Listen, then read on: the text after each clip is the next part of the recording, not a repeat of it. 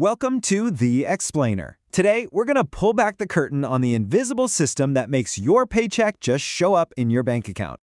You know that feeling, right? It's payday, you check your bank account, and the money is just there. No paper check, no waiting in line at the bank. It really does feel like magic, but it's actually a 50-year-old system humming along silently in the background. And the scale of this thing, it is just mind-boggling.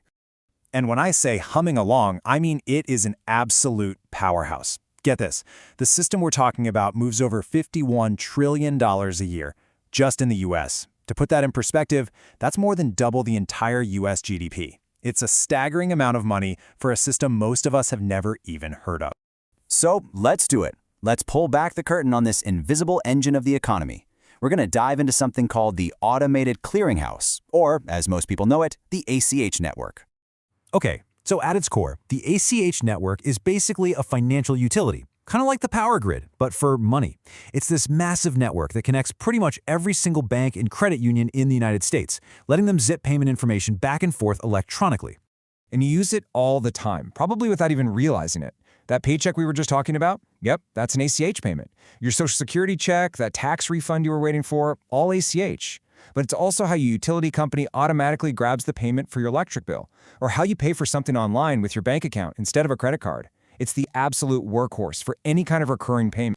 So we know what it does, but how does this system actually shuttle trillions of dollars around? Let's pop the hood and see how a typical transaction really works. So there are really two fundamental moves in the ACH playbook. First, you've got an ACH credit, which is a push. Just think of your employer pushing your salary into your bank account. They're the ones starting it. Then you have an ACH debit or a pull. This is when your gym or your power company pulls a payment from your account. You've given them permission, of course, and they're the ones initiating the request to get the money. So how does that push or pull actually happen? Well, it's a bit of a five-step dance. First, the originator, let's say it's your employer, kicks off the payment. Their bank, the originating bank, bundles that request with thousands of others. This big bundle, or batch, gets sent to an ACH operator, and there are only two in the US, the Federal Reserve and the Clearinghouse.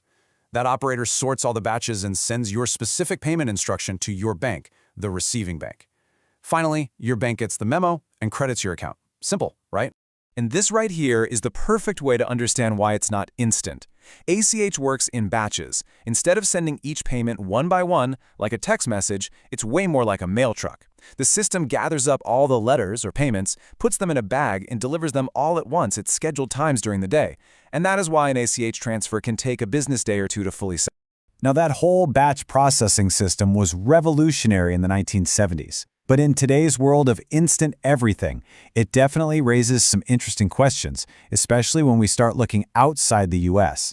Let's do a quick compare and contrast. Let's put ACH up against a much more modern system like India's UPI. Where ACH processes in batches, UPI is real-time. An ACH payment takes a day or two to settle, a UPI payment settles instantly. And maybe the biggest difference, UPI was built to be interoperable and is expanding to other countries. ACH, on the other hand, has a very, very firm boundary. And that boundary is the US border. It's a closed loop, plain and simple.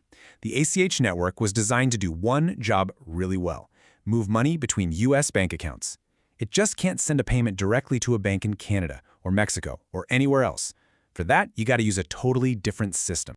Okay, so it might be a bit slow, and it's stuck inside the country.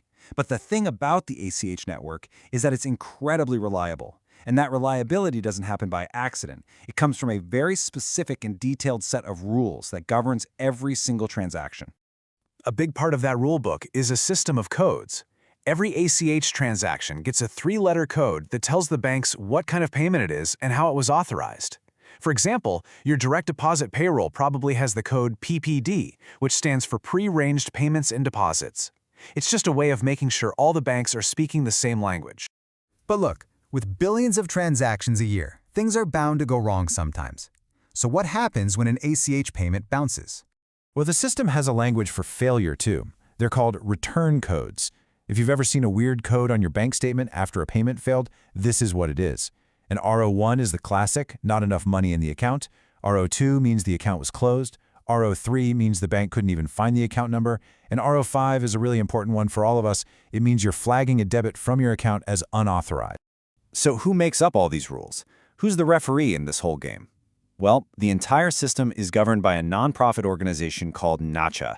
They were formed way back in 1974, and they're the ones who set all the operating rules and guidelines, from the payment codes to the return codes to security, making sure every bank plays by the same rule book. Now, for a system that was designed in the era of disco, you might think its days are numbered. But you know what? The ACH network is constantly changing to stay relevant. I mean, just look at this timeline. After it gets going in the 70s, it took a while, but look at what's happened recently.